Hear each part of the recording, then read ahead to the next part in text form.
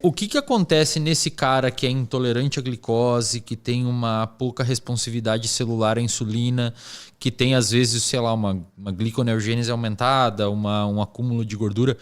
Por que o aumento da atividade física, levando até em consideração que existe uma hipóxia no tecido adiposo que favorece a morte dele, talvez isso tenha relação com o VO2, por que o sujeito que começa a fazer uma prática de atividade física, por que a atividade física, o exercício físico planejado é um tratamento para isso? Não, total. E uma prevenção? O que ele faz para o cara que está, às vezes, começando em casa, na hora que for fazer o exercício físico, entender o que acontece no corpo dele? Não, maravilha. Boa. Quando acabar, você fala assim, Alex, dê 5 dicas que você acredite aí que sejam assim, as ferramentas para as pessoas conseguirem sair desse ambiente, tá? Mas assim, vai na mesma linha da dieta, tá? A dieta, ela responde... Assim, é difícil precisar isso porque varia de pessoa para pessoa. Ela responde por em torno de 70% da eficácia das terapias ou das alterações de estilo de vida para fazer, digamos, uma perda de peso, tá? Você tem que trabalhar, lembra da torneira, você tem que fechar a torneira, você está trazendo energia por meio das refeições, das alimentações. O exercício, ele vai trabalhar na outra linha. Ele vai exigir de você um consumo de energia.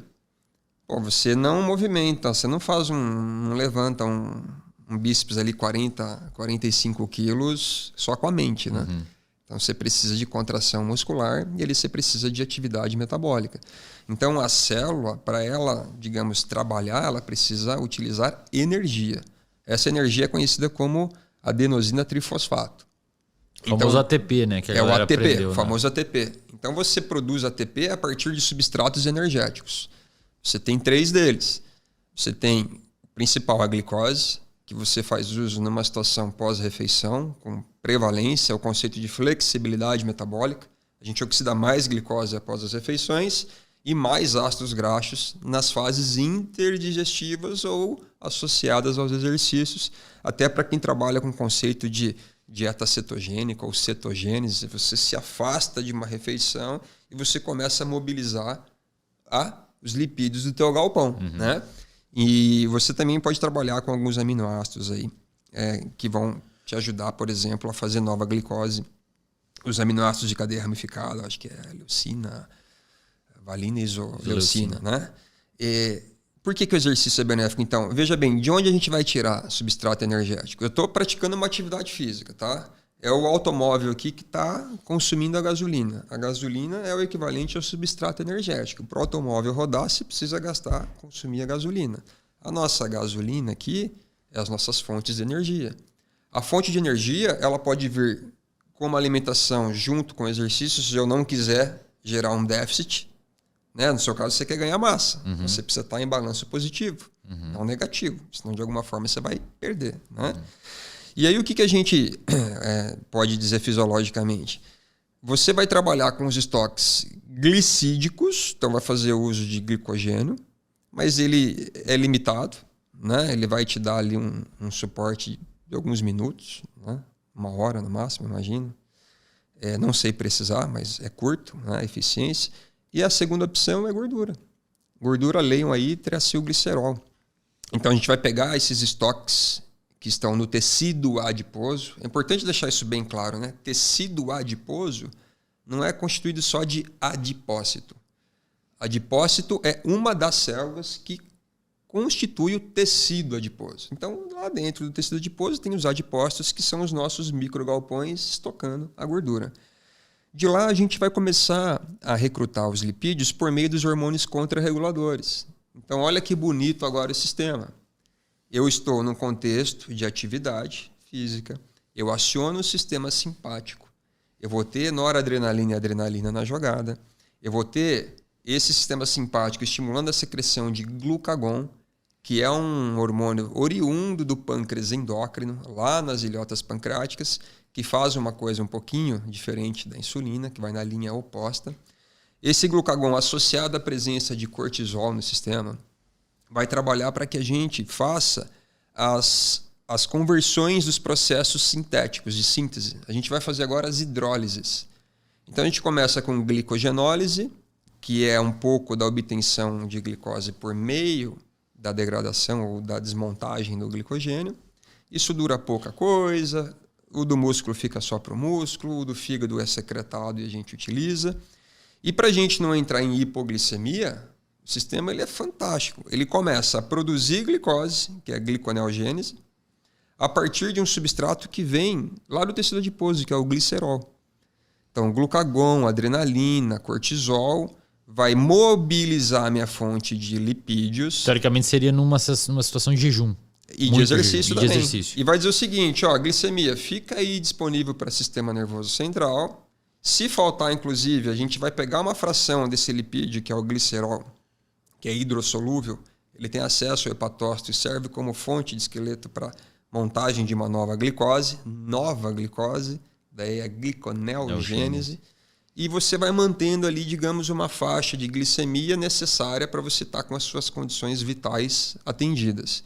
E você faz a flexibilidade metabólica. Agora você vai oxidar e produzir essa energia que você precisa, o ATP, por meio da mobilização de lipídios. Os galpões. É perfeito. Aí você vai pegar agora os ácidos graxos e vai fazer uma coisa chamada beta-oxidação. E a beta-oxidação ela só é possível quando você está com uma glicemia em faixas de 80 para baixo. Porque tem uma inibição chamada alostérica. Quando você tem muita glicose sendo oxidada, você forma uma molécula chamada malonil-CoA. Essa malonil-CoA ela impede uma enzima de fazer o recrutamento do ácido graxo e usar ela na, digamos, oxidação mitocondrial. Se você diminui a oxidação de glicose, você tira esse efeito de inativação alostérica aqui. Essa enzima chamada carnitina palmitoiltransferase, ela vai agora começar a pegar o ácido graxo que está vindo da mobilização dos galpões e entregar para as células. E as células vão fazer o uso do ácido graxo para a síntese de ATP. Só que olha que bonito. O ácido graxo, o lipídio, ele tem um valor energético maior por grama. Né? Só que você vai fazendo o consumo. E se você pensar no conceito de termogênese, por exemplo, que é a produção de calor, ativação de gordura marrom, ou do browning, né? Que é fazer com que o tecido adiposo branco tenha o chamado efeito bege. Tudo isso daí é estimulado por sistema simpático, glucagon e tal. E você também, além então de fazer o uso do lipídio para produzir energia, você pode jogar um pouco fora para produzir calor. Por isso que tem muita gente que gostaria de trabalhar o conceito de termogênese, né? Que é para você simplesmente desperdiçar literalmente energia na forma de calor. Mas eu imagino que no cenário inteiro esse seja o menor contribuidor. Pela distribuição de gordura marrom que a gente tem, sim, é pouco, né? Não é assim... como que eu posso dizer? Não é negligente a palavra. Desprezível. Não é desprezível, obrigado. Não é desprezível, mas de fato não é robusto, né? Então é por aí, Wesley. Se você faz isso continuamente, regulando também a tua fonte qualitativa e quantitativa do que ingere, ô, professor, o exercício te dá esse benefício. E nesse cenário, como é que o exercício... Pensando assim, a gente tem uma célula, digamos que uma célula muscular ou um hepatócito ou uma célula de gordura que é sensível à ação da insulina para captar a glicose. A insulina ela liga no receptor, gera uma cascata intracelular que vai ativar o GLUT4, que é um transportador de glicose insulino dependente. Só para a galera entender, no cérebro, por exemplo, os neurônios não têm esse GLUT4 porque a evolução deu um jeito de não permitir que a gente precise de insulina para um neurônio funcionar, porque se parar de funcionar lá dá um problema gigantesco. Então o nosso cérebro consegue adquirir glicose rápido ou outras fontes energéticas. Nessa cascata, por que a atividade física melhora a sensibilidade à ação da insulina? Perfeito. Em que via que isso atua? Eu já ouvi falar de mecanoestimulação, o GLUT4 vai para a membrana independente da sinalização da insulina. E o exercício ativa outras vias intracelular. Eu não sei exatamente qual que é o... Tranquilo. Basicamente, você tem a própria contração muscular. Ela vai, desencadear um aumento da concentração intracelular de cálcio. O cálcio ele é um mediador que favorece a incorporação de GLUT4 na membrana. E quando você tem frações momentâneas de depressão de ATP, você vai tendo uma variação da razão ATP-ADP ou ATP-AMP, você vai ativando a MPK, que é a sinase dependente de adenosina monofosfato, que é o AMP, né? Não AMP cíclico. E essa MPK ela é uma via alternativa. Em outras palavras, diz assim, a contração muscular, ela, paralelo à insulina, também é um estímulo para a incorporação deste transportador de glicose conhecido como GLUT4. Onde que o GLUT4 está presente? Somente no tecido adiposo e no tecido muscular esquelético. Fígado não? Fígado é GLUT2. Olha só. Né? Que aí independe da insulina para uso, né? Mas ele é saturável. E por que é importante? Então, se você pegar um DM1, um diabético do tipo 1, o exercício com recomendação e acompanhamento clínico é sensacional. Porque para esse indivíduo, para essa pessoa, pode ser planejado um ajuste da insulinoterapia para que se administre menos insulina. Porque o DM1 também pode ganhar massa. E ganha pra caramba se não for controlado. Porque tem o seguinte racional. Bom, não importa o que eu come de açúcar, o que for a minha base alimentar, eu entro com a insulina. Controla, bom, você tá com o fermento e a farinha. Inclusive, você vê o estereótipo, coisa. Muitos são bombadinhos que treinam, né? Porque daí você tem um efeito anabólico. Mas os que fazem o uso correto da alimentação, né? Se você pegar o DM2, é importante por quê? Porque você tá conseguindo fazer o uso da glicose independente a despeito da presença da insulina. E por que no longo prazo é bom? Porque você está mobilizando estoques de gorduras. E se você pensa, eu preciso perder massa corpórea, que é a regra ouro para cardiologista, endocrinologista, é o seguinte, meu querido, você tem que perder de 5% a 7%. Se você não tem diabetes, tem pré-obesidade ou pré-diabetes, de 5% a 7%. Está demonstrado aí que você vai ter melhora. Como que você vai perder? Bom, regulando quanto, a qualidade e quando você come. A gente não entrou nesse quando ainda. Sim, e no caso do exercício, é o seguinte, você está fazendo uma mobilização de substrato que, no caso, não é neurônio, não é rim. Até pode ser, você vai estar perdendo proteína em algum momento, mas são casos severos de inanição, né? No dia a dia, você vai fazer uso dos seus estoques de gordura. Né? E o que você havia comentado das 5 dicas para tentar sair disso? Antes de eu ir para farmacoterapia, legal. Você tinha falado, para eu lembrar você de falar de 5 dicas. Eu vou comentar porque é o seguinte, né? Veja bem, o que a gente precisa, eu imagino aqui, né? É estudar. Essa é a primeira dica. É estudar um pouco sobre a nossa saúde. Que, coincidentemente ou não, acho que é um pouco do propósito que você faz aí no seu dia a dia. Estudar um pouco sobre a saúde mental, sobre, né, seu cérebro, como você pensa, como que, enfim... gerenciamento de emoção. As emoções, enfim. Você estudar sobre a saúde no contexto geral, cardiometabólica, digamos assim, né? É muito importante. Então, estudar, obter conhecimento. Essa é a primeira informação, porque daí, obviamente, você será um pouco mais capaz de conversar, dialogar com quem está tratando de você.